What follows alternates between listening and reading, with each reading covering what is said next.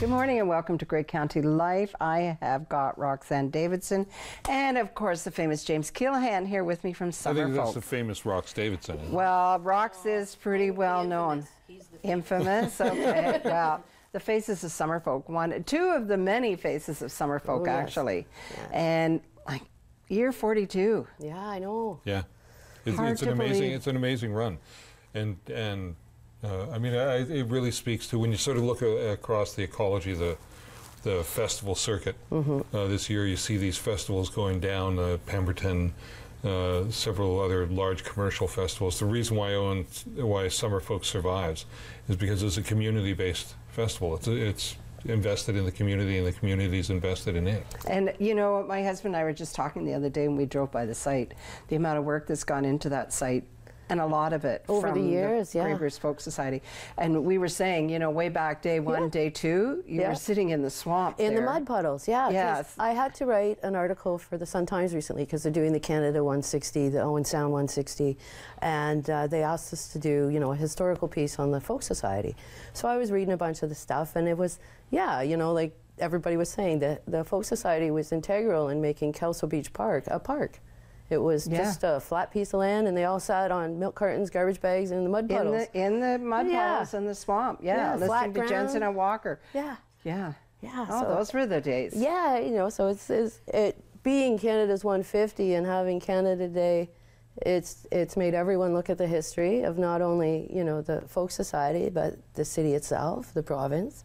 And folks out there should, you know, be so thankful, you know, if they don't go to Summerfolk, which I can't imagine why anybody wouldn't, but, you know, just to look at the work, the money that has been put into the park by the Folk Society so that everybody can enjoy that. Well, years ago, the Summerfolk site was actually picked by the FMO as one of the most esteemed festival sites, and it's still considered one of that. When the performers come, they say that they just love our site because we have the berms, you know, that they take away some of the sound bleed. When you go to a different area at the festival, you're encased in that area, you know. The rest of it is kind of behind you, it's the background. But when you go into certain areas of the festival, you become part of that area. When you go to the amphitheater, you're focused on the amphitheater. Everything else kind of just disappears. And that's the nice thing about the park, is because we have 7 different stages and so many things going on, you can go into one piece and become part of that, and then pull yourself out, and in 25 minutes, 15 minutes, walk to the other side of the park, and you're encased in a whole different aspect, in a whole different world. Right. And that's what I've always said to people about Summerfolk. Once you pass the gates, you're not in Grey Bruce anymore. You're not in Owen Sound anymore. You're at an international festival. It could be anywhere. And you're just in a magical place. And that's the thing that a lot of people don't realize either, is it's a folk festival, but it's not all folk music. There is something for everybody's taste. Yeah. Even if you don't know that's your taste until you get there and you hear it and you think, oh my gosh. That's what happened to me. Yeah. This group's phenomenal. Or I never, if somebody had said, let's go watch whoever, I would have said, oh no, that's not my thing. And then you hear them, and you do a fabulous job bringing in the acts to keep everybody entertained. Mixing it up. Well, you know, the booking for this festival is actually kind of is made easier by the fact that a lot of our audience wants to see something new. You know, they like the tried and true. They like some legacy performers coming back, but everybody wants to make their discovery, right? Expected discoveries. Everybody wants to say, you know, we had them here first. We saw them here first. Strombellas. Strombellas? Yep. Can't book them now. Nope. No, we had them 2 years ago, you know, and they were fantastic down by the Bay stage. They had the audience up on their feet. Even the workshop stages, they had everybody up everywhere they were. They were fantastic.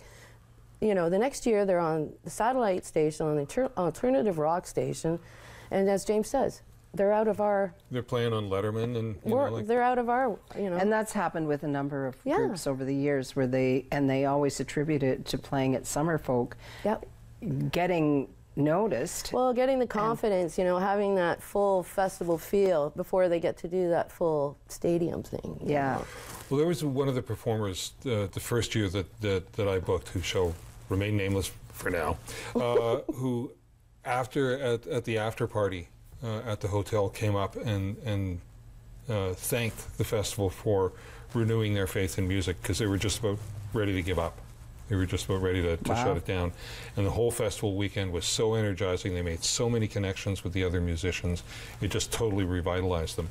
And a lot of performers feel that way about Summerfolk. You know, Summerfolk is really well known on the circuit. It's a festival that performers queue up to get into. Well, it's great when you're traveling and you go into an airport somewhere here in the States and wherever, and you see somebody with a Summerfolk shirt on, and you're like, oh, wow. I know you. Yeah. It's family. Immediately there's that connection that, oh, you know, it's family. You're at the Summerfolk family. We only have 2 minutes left, and we got to talk about changes. We're going to talk about much more to do with Summerfolk, but let's start off by because every year there's a little tweak just to keep it interesting. So this year, what's happening? Well, this year we've added a Thursday night again with the Ontario 150 and the Canada's anniversary. We've added a Thursday night, which we're calling the Canadian Connection Celebration.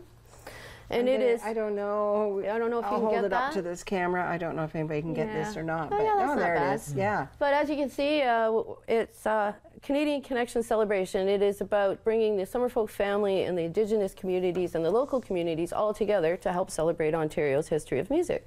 So we're bringing in Buffy St. Marie, we're bringing in the Jerry Cans, and the Chippewa Travelers. And James can probably fill you in a bit about each of the performers. Well, yeah, I mean, Buffy. What can you say about Buffy? What can you say about, you know, like she was here 2 years ago with the full band. She's coming solo this time, but she's had an incredible 2 years. Oh, my. Incredible 2 years, you know, in terms of the Polaris Prize and Order of Canada, like just an amazing amount of stuff. The Humanitarian Award, yeah. Yeah, Humanitarian Award from what was the Humanitarian Award? It was from Caris. Yes. Yeah. The Jerry Cans, group from Nunavut, coming down. Okay. Really interesting story. A blended band, half Inuit, half white. So it'd be quite a different style of music. Hold that thought, because we have to stop for just a quick minute, and then we'll be back with more on Grey County Life.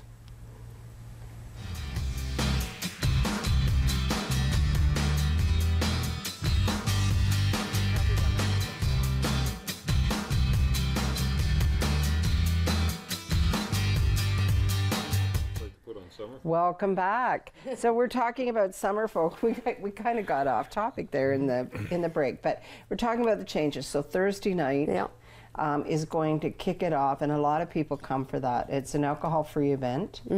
Tickets $15, and there's a limited number. That's right. There's a limited number. $15 is an amazing price for what you're going to see that night. I think it's going to be a real awareness kind of thing as well. We'll be having an open ceremony with a smudging ceremony, a little bit about the land itself, Kelso Beach, and the reconciliation garden that's being put in this year by the Indigenous community. So all good things happening, all good bridges being made, and we'd really like it if the community in general came out and enjoyed it with us. Yeah, and so they should. $15, why not? Yeah, when you look at ticket prices for the whole weekend, I know some people out there go, oh, I can't afford that. Really? How can you not afford it? It's the 3 days, three pretty much full days of music of every genre pretty well. Yeah, there's almost 50 performing acts. There's 48 artisans. There's almost, I think, 18 food vendors this year, and the food village just keeps getting more outstanding every year. Carol will talk to you more. Yeah. But I think you were talking about the Jerry Cans, were you not? Well, it was, but I just want to say this because Emily, who's going to be on the program later, if you truly can't afford for the weekend, and I totally understand that you might not be there may be some people who can't. We always need volunteers. Yeah. Okay. And what better way to see the festival than from the chair of the volunteer. It's a 12-hour work commitment over the course of the weekend, and then you're on site for the whole weekend. Yeah. So, you know, if you truly can't afford it, we'd still like to have you there, and if you can contribute with your hands, all the better. Well, we were talking about the Jerry Cans, on the, just because it's a fascinating story, the band that's playing on the Thursday night with Buffy St. Marie and the Chippewa Travelers. So the band is half Inuit, half Inuit, half white, and the two main people in the band are husband and wife, and she does throat singing, he plays guitar. They sing in Inuit, in Inuktitut. They sing everything in Inuktitut. And when he was courting her, he went to her grandfather to get permission to get married. And the grandfather said, "You can marry my granddaughter on the condition that you learn our language." And he did. And so this whole band has come out of that experience of these two cultures melding and the respect for the two cultures. And but the music, you can hear that when you listen to their songs. It is apparent that it is a mix, and it is just really moving stuff. And to be able to throat singing, I mean, that's something you can't even describe. Yeah. I'm getting chills just thinking about it. We did a workshop last year at the FMO. They did a throat singing workshop. It is something else. Boy. Well, and those two gals who did that throat Linda singing and Heidi, workshop, Linda and Heidi, are coming as well. They have a group called Sun's Drum. Yeah. And over the whole weekend, they'll be teaching Inuit games. They'll be teaching throat singing. They'll be doing throat singing performances. So there'll be a whole sort of window onto Inuit culture. Let's just say you need a good set of lungs for throat singing. And a good sense of humor. Yeah. Okay. Let's talk about some of the other performers that are coming. Friday night we've got father and son. I'm Sorry. getting there. I'm just tripping over myself. We got father and son duo Bill and Joel Plaskett. You know, a lot of people know Joel Plaskett. He's a Canadian pop star. A lot of people don't know that he really picked up his musical chops from his dad, and his dad was one of the organizers of the Lunenburg Folk Harbor Festival, and so those run deep. And they've now put out an album. They'll be together on the Friday night. Saturday night, a real favorite of our tried and true bass ticket holders, Ruthie Foster, who is this amazing singer-songwriter from Austin, Texas, steeped in the blues and steeped in gospel, and as a one-woman show, just incredibly powerful. And then on Sunday evening, we've got the return of Serena Ryder, who made her first appearance at the Folk Festival when she was 15 or 16 years old. Wow. And we've coaxed her back for this year. And I mean, she's another example of, wow. Yeah, she is. Look where she's gone. Yeah. And she's really excited about coming back to play Owen Sound. Now, we've also got, on Friday night, we've got this fantastic 8-piece Basque band from the Basque region in Spain. So they come with 4 musicians, 3 dancers that go along with the troupe, and it's this really high-energy Basque music. We've got Matt Epp, now from Owen Sound, originally from Winnipeg, great singer-songwriter. An award winner. Yeah, the Good Lovelies, a great favorite of the audience. A young Irish group from Belfast called Conla, playing traditional Irish music. Group of 4 women playing sort of singing Mediterranean, Balkan, Turkish music called Turquoise. They'll be here. A fantastic group from Estonia called Trad Attack, who play the woman who leads the group plays the small Estonian pipes. Okay. So real great, sort of very rocky kind of sound. Delhi to Dublin will be with us for the dance crowd. The Axe Murder, the harpoonist and the Axe Murderer, this fantastic blues duo out of Vancouver. Shakira Saida, the reigning queen of blues from Toronto. There's just something for everyone. And you've made it very difficult for us, James, very difficult for us, because you have such great talent in the Down by the Bay tent as well. Yeah. So it makes it hard. You can't see it all. No, you can't see it all. You almost want to split yourself in half, and one way go down to the amphitheater and the other half go down to the Down by the Bay tent, because it's just... Well, that's part of Summerfolk. It's keep you moving for 3 days, you know. And it's you just want to discover everything, but the way it's set up is you can't. You know, there's always choices to be made. Do I go see them here, or do I go to the here? And one of my favorite things to do is the workshops. Yeah. Because the workshops are just fabulous. And One of a kind. Yeah, you see performers performing together that would never normally be in that situation. Yeah, and if you're not there to see it, you'll never see it again. That's right. No. I think my favorite moment from last year was the kitchen party workshop with Natalie McMaster, the East Pointers, and Cassie and Maggie. And that tent was packed, like the whole area was packed. It was packed. It was completely packed. But Natalie was so incredibly gracious. Yes. You know, she's obviously the elder on stage, but she brought everybody in, and it all became one big band by the end of it. And it was, you know, you're sitting there watching it and going, I'm never going to see this again. And you're just never going to see it again. You're never going to have that feeling. Yeah. Yeah, you get sucked into it too, and you're just moving as much as the performers on the stage. I know. And the magic. I think we only have about 30 seconds left, so just in that time, oh, I'm getting good. Who is going to be the special act this year? Because every year there's one act that just grabs everybody. This year, I have no idea. Yeah. Okay. If I do say so myself, I'm finishing the scheduling right now, and it's driving me nuts because everybody is so good, and I'm just trying to find proper spots for them all and stuff. All right, well, we're going to have to wait and find out after the festival Let as us to who know. that special Let us act know. was. This is our Summerfolk show. We're going to be back with more on Grey County Life.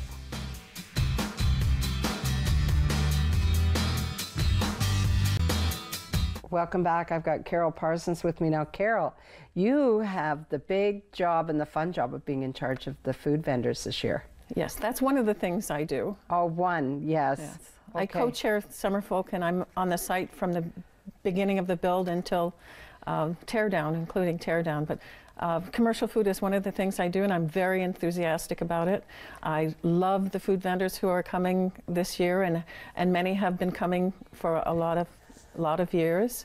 Well, this is really dangerous because you're going to make me hungry. I know when we're talking about this, because when you talk about some of the ones who've been coming for years, they're favorites, but every year there's somebody else. I always think back to the year that, oh gosh, their name has completely gone now, but they have all the smoked stuff and they have the angel fries. And that first year, those angel fries were All smoked up. Yes.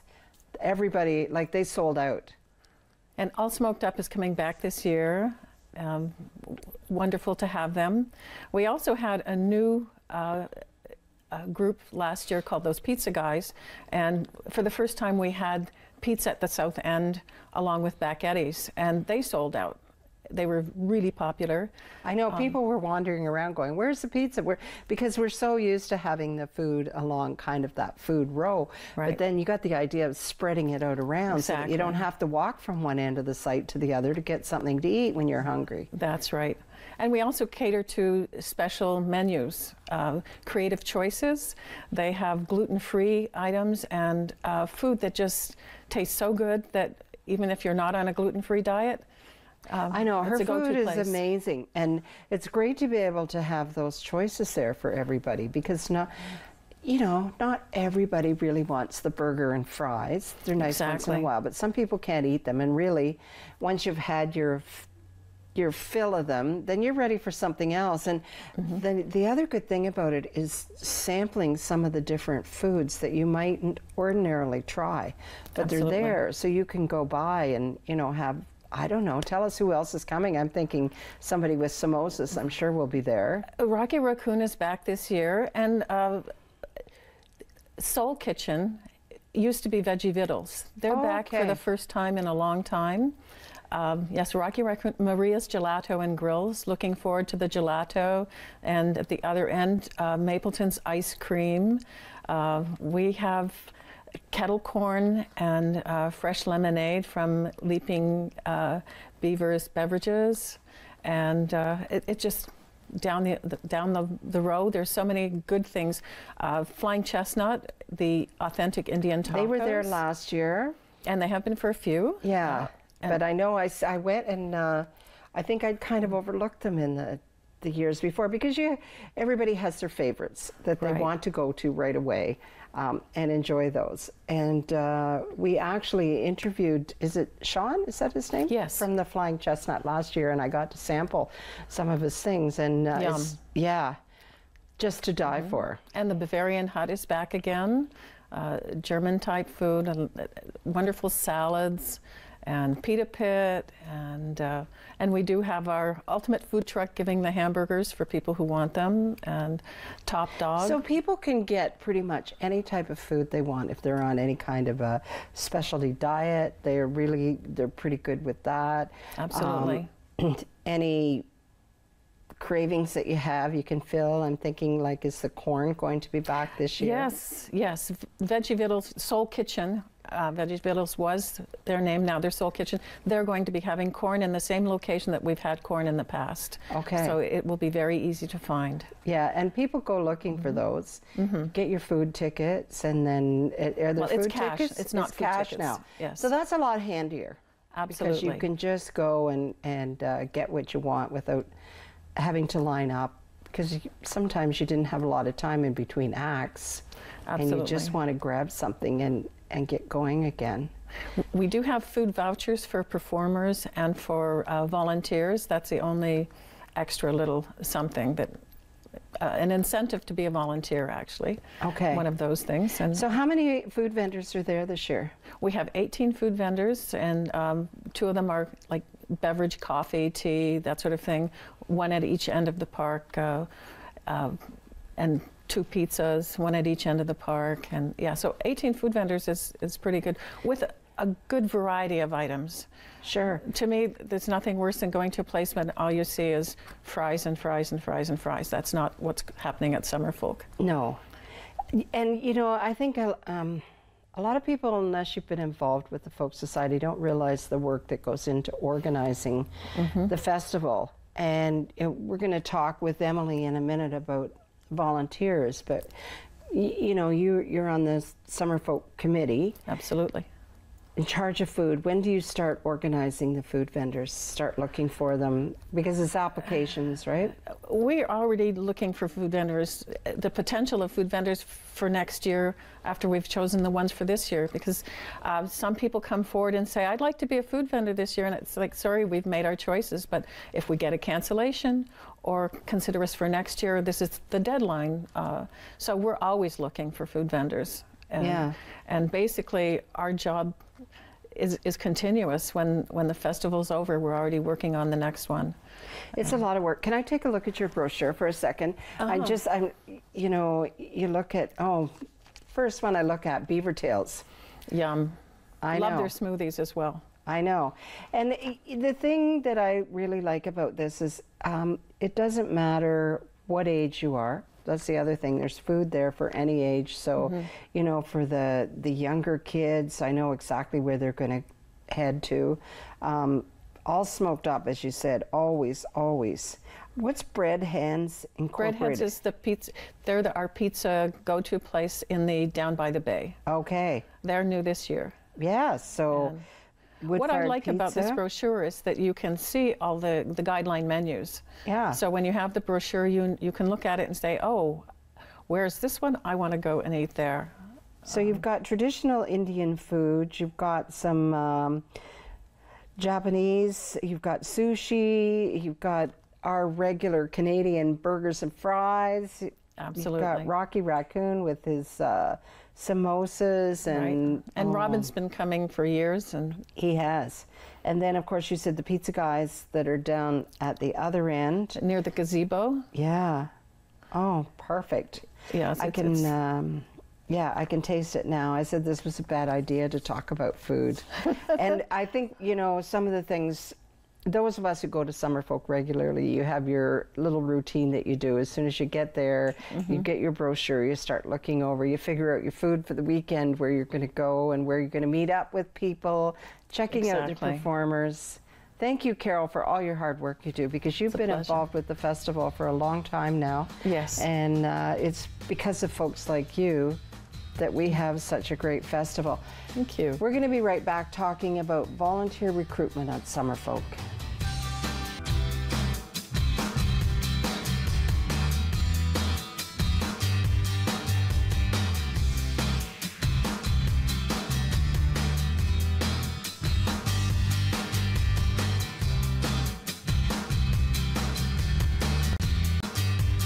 Welcome back. I've got Emily Trimby with me now. You are in charge of volunteer recruiting. Yes, yeah. Now tell me about your involvement with Summerfolk, with the Folk Society. How did you get involved? My parents, I grew up here. My parents took me to Summerfolk when I was a younger child, and then I returned as a volunteer when I got a little bit older, because you have to be 14 to volunteer. And then last summer I started as the office manager as a summer student in June, and this is my second year coming back. Great. Well, welcome back. Yeah. Obviously, what are you going through for? Something to do in this field? Yeah, I'm at Ryerson University for theater production, so not quite the same, but putting on festivals is part of what we learn, just theater versus music. Yeah. Sure. So volunteer recruiting, you're looking for, I'm just going to hold this poster up. So you're looking for volunteers, and I have to say, I've volunteered pretty much every year for I don't want to say how long because that would just show you how old I am, but yeah, I think those of us who volunteer, we get to see a whole different view of the festival. I would definitely agree. It's something very special. You get to camp on site. There's volunteer camping, which is something that nobody else can do. There's only camping across the street, and then our other places around Owen Sound that you can stay. And you have to do a minimum of 12 hours, which usually everyone hangs around there, depending on your crew, but it's something very special, and you get to see over the weekend. 12 hours is not much. No.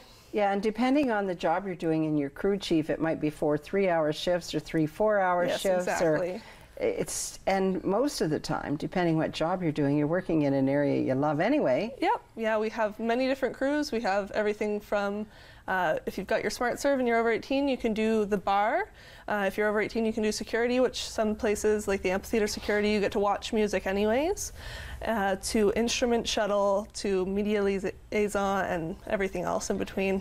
And you look at some of those jobs. I know my husband's always on the trash crew. There you go.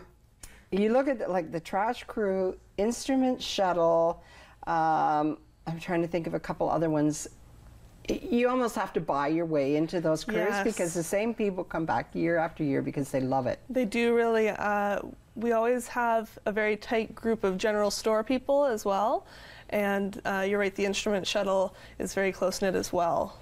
And you know, the good thing about that being a volunteer when you're working in, well, say the general store, and it's the same group that are there, you know how everybody works. You're really comfortable working with each other, and everybody's very welcoming if you're a new volunteer. Oh yeah, for sure. We love our new volunteers because we do get people that sometimes can't make it back one year, take a couple years off because they just want to go to the festival as a patron. But we always love our new volunteers. We always have a space for them. As I said, you have to be over 14, but especially for those high school kids, if you need your volunteer hours, it's a good time to get them and a really fun way to do so. Sure. And we talked a little bit about the different crews. I think one of the best ones is construction. Yeah, construction's really something special because you set up and tear down the festival, so it's actually before and after.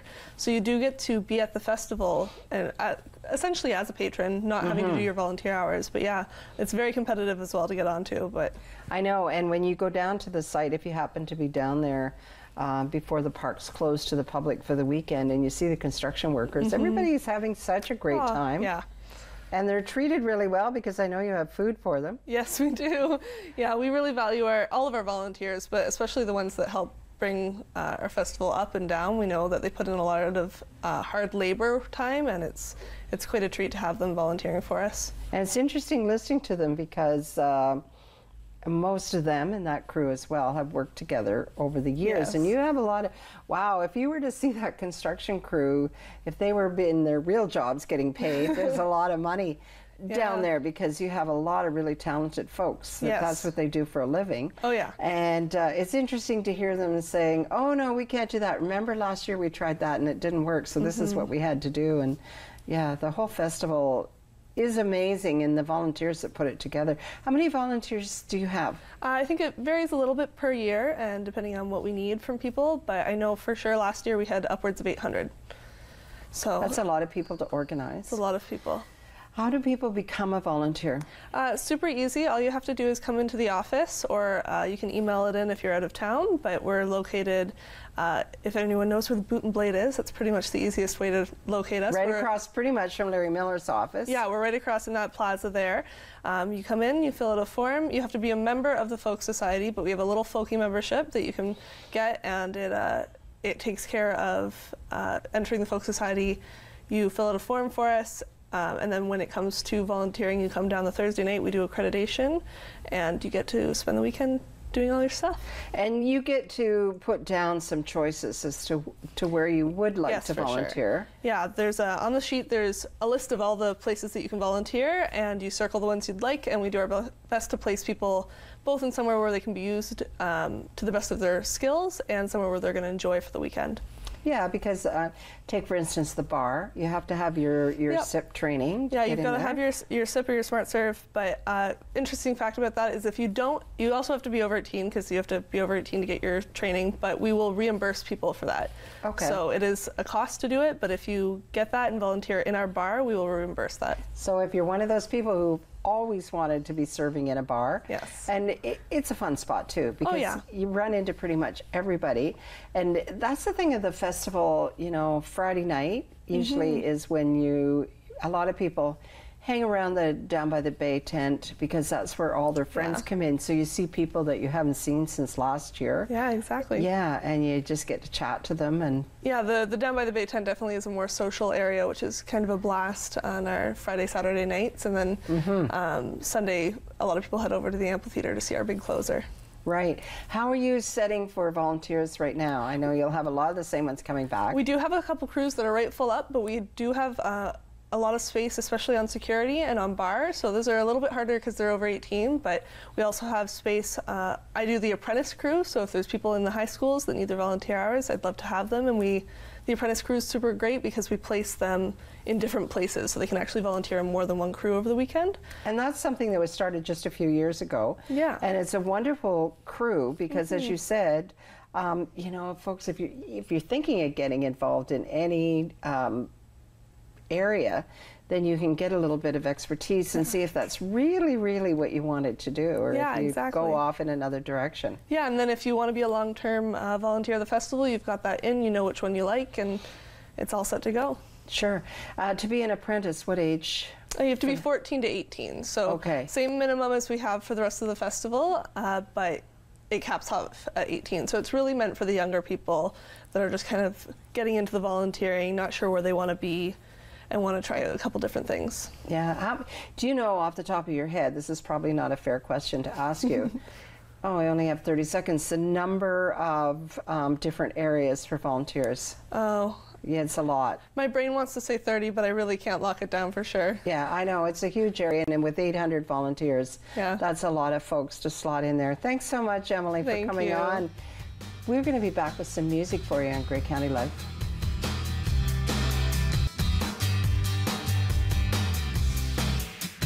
Welcome back. Well, I'm so excited, Matt Epp. Hey. I'm really excited to meet you. Welcome to Owen Sound. Thank you very much. How are you enjoying it? I'm doing my best to do everything that Owen Sound and area has to offer.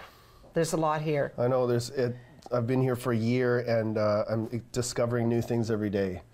My buddy Don Vale from that works at the dock took me up to see the Bruce Caves the other day, and you know, I'm just exploring all over the place. Yeah. Have you been to the grotto yet? Not since we moved here. I did see it a couple of years ago, though. Yeah.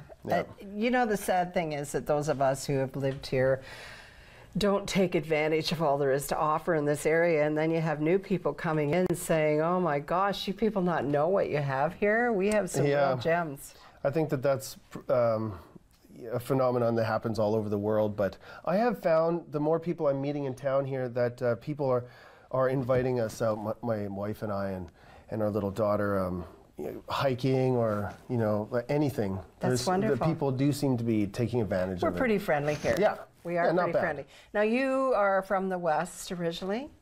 I'm from the center, from Winnipeg, from Manitoba, yeah. Yeah, I have a friend who came from Winnipeg. He says it's pretty cold there in the winter. It is, yeah. Yeah, it's good, though.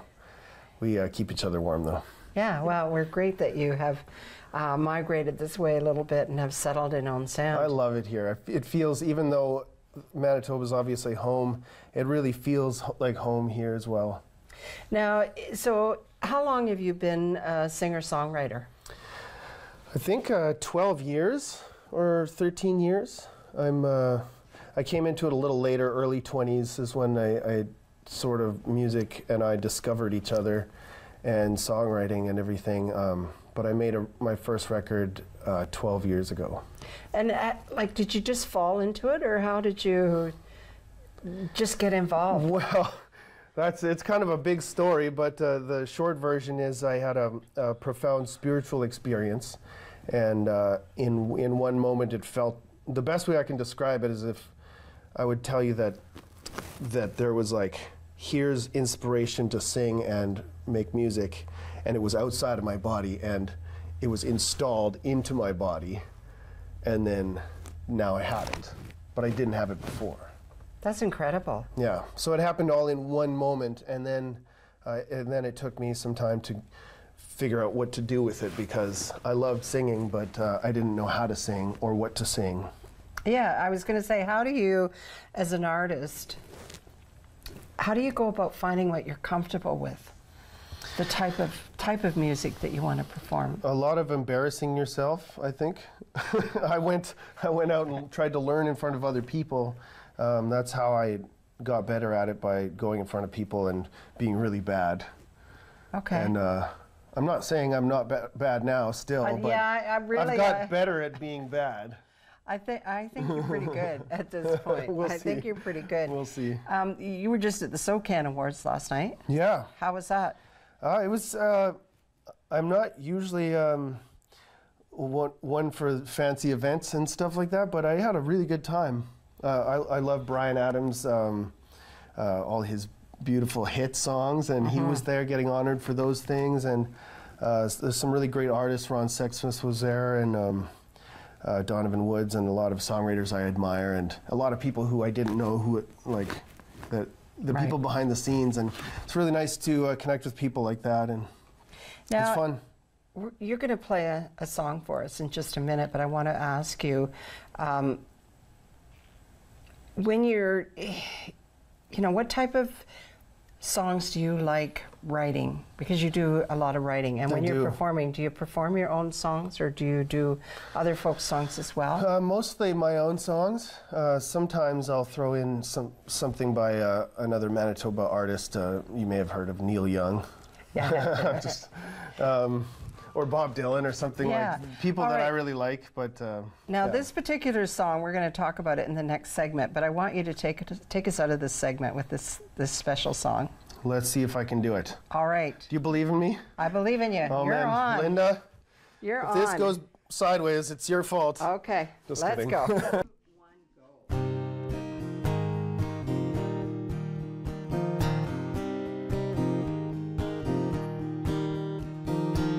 I cannot speak at all now, every word means nothing.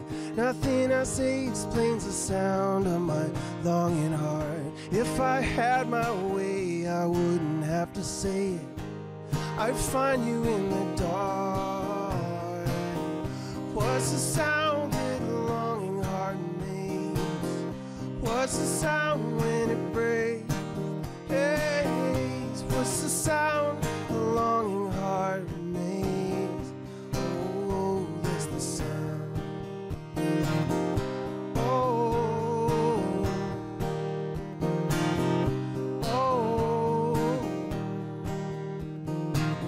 I cannot think at all, yet all my thoughts consume me. They keep eating at me, oh, that's the hardest part. If I let it out, it might be terrifying. You need the night to see the stars. What's the sound that a longing heart makes? What's the sound when it breaks? Hey, what's the sound a longing heart makes? Oh, that's the sound.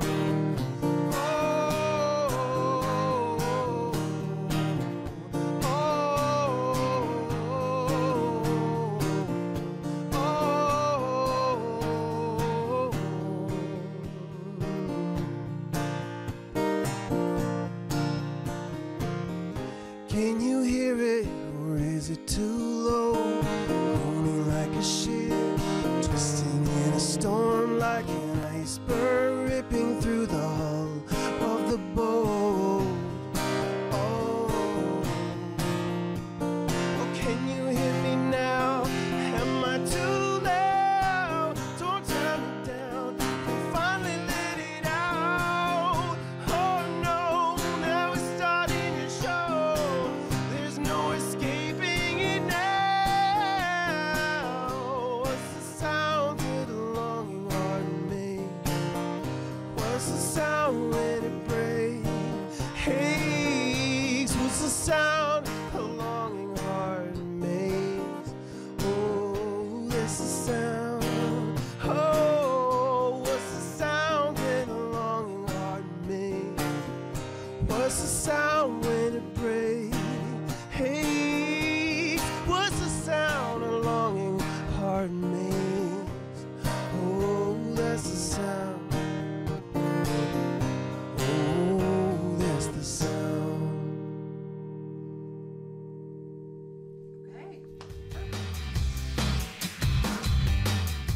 Welcome back. That was fabulous, Matt. You, just Linda. fabulous. Now let's talk a little bit about that song, because you won an award for that song, and you co-wrote that with someone? I did, yeah. Well, first I started writing it in Germany, I guess about 1.5 years ago. And then last summer I finished writing it with a young woman named Fozia, Moroccan-born, and lives in She's very young. Manitoba. Yeah, she's 16. Wow, she must have an incredible talent. She does, yeah. Yeah. It's, I feel like her voice is, you know, lived for thousands of years and keeps getting passed down to somebody. And since they moved from Morocco to Canada, now that voice is in Canada. And when you say she's Moroccan, you can kind of pick up a little bit of that in the song. Mm-hmm. I felt the same way. Yeah. Yeah. So when the two of you started collaborating on that then, how long did it take at that point? It took a good two full day sessions to hammer out most of the song, and then those 2 days were a couple weeks or a few weeks apart, and so we got the meat of the song in the first day, and then we spent some time apart with sending each other lyrics and testing things out. The second time we got together, it was the collaboration we hear on the radio now.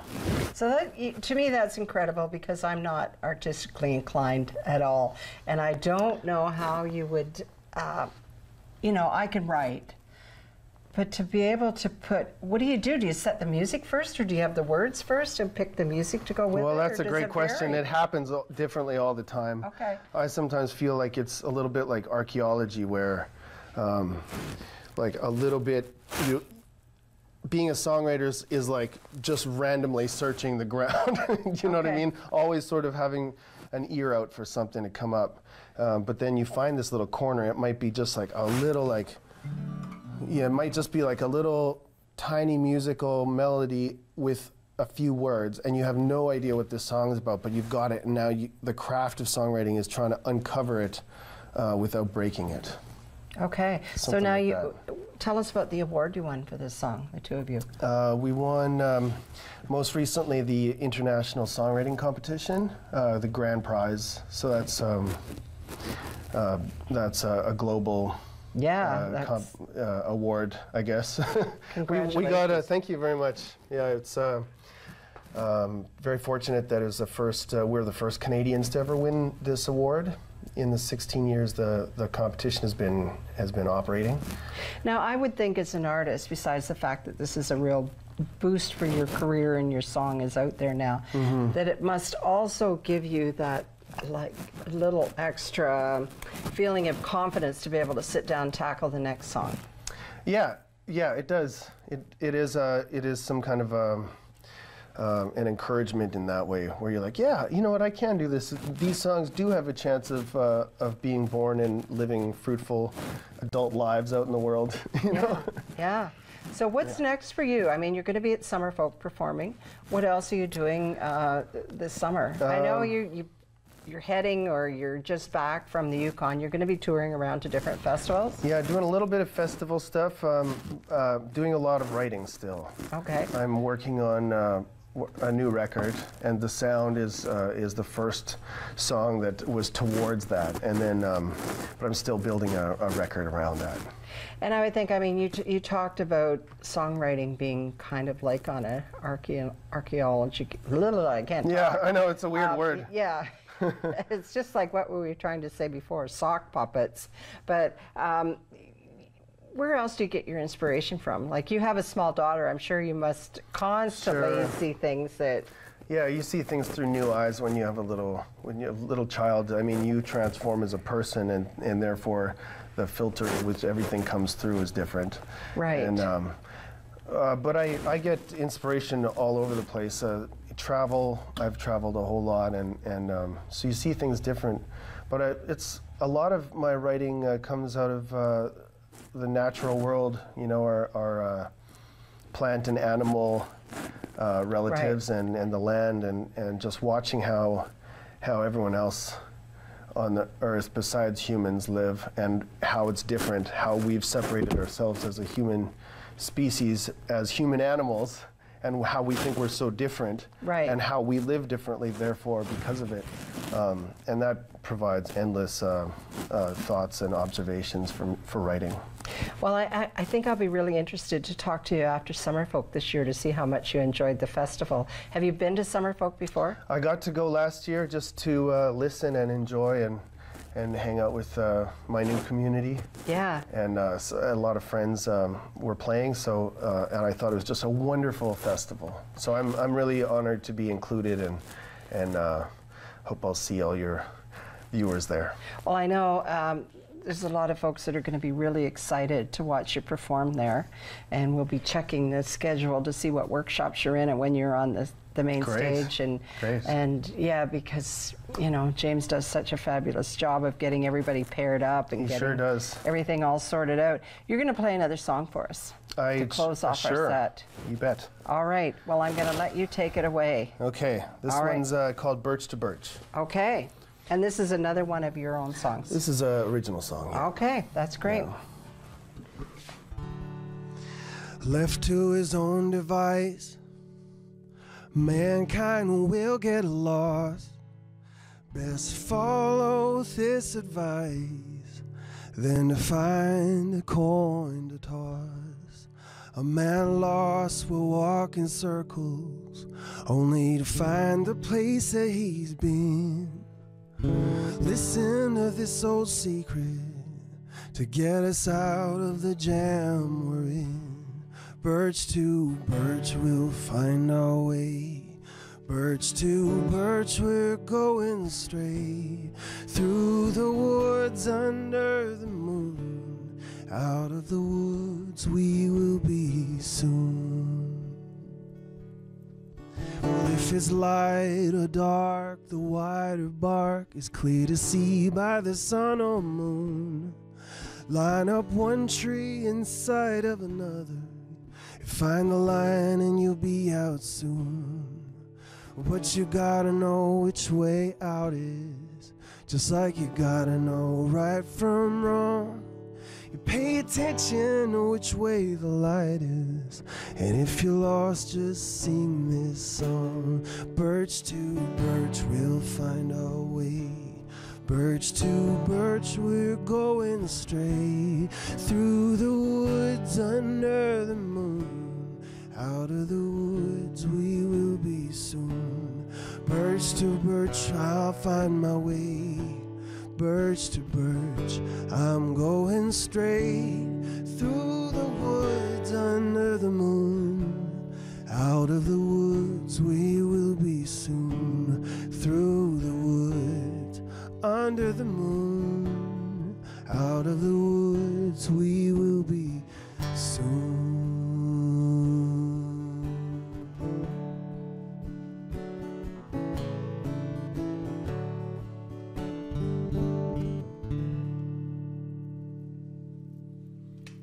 Thank you very much, Thank you very much, Linda. Yes. And thank you for joining us. We'll see you next time on Great County Life, only on Rogers TV.